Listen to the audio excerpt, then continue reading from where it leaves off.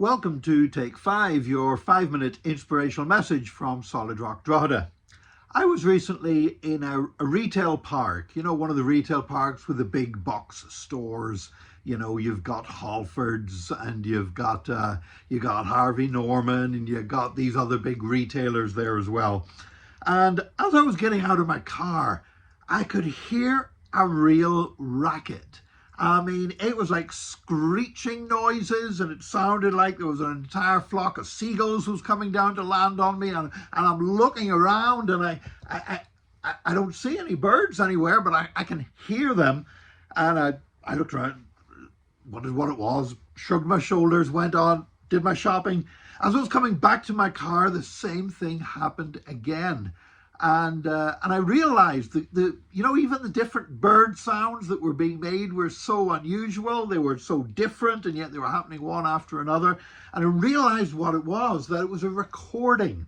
Obviously, the management of the retail park, because they want to scare birds away. They don't want the whole car park being took over by marauding seagulls. Neither do they want birds flying in through the open doors into some of the big stores, because it's a pain to get them out and they make a mess inside and everything else. So it's like a modern version of the scarecrow. Is they record these sounds and then play these sounds of birds, particularly birds of prey and predators. It makes all the other birds afraid so that they go away, and it saves them making a mess in the retail park.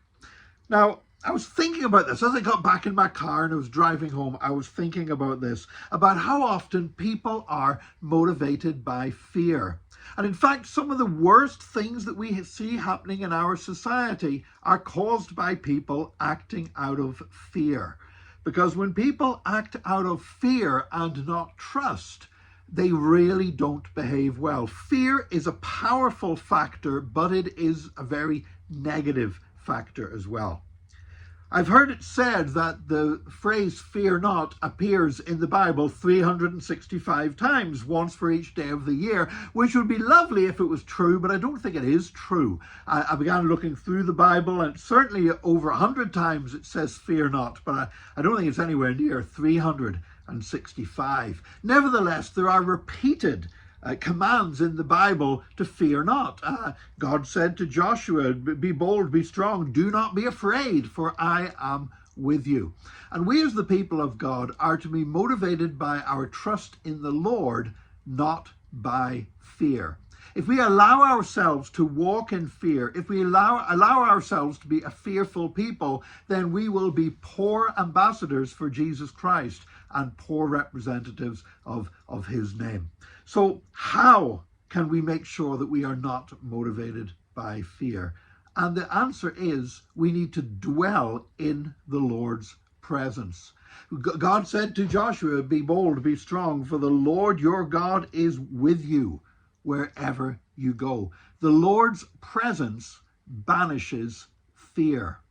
And sometimes when we see fear running rife in the kingdom of God, and we see Christians acting out of fear and talking out of fear, I do believe that the antidote to that is to spend time in God's presence.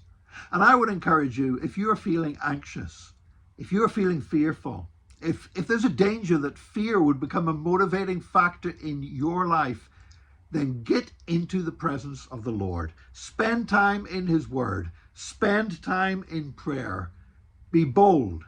Be strong. For the Lord your God is with you.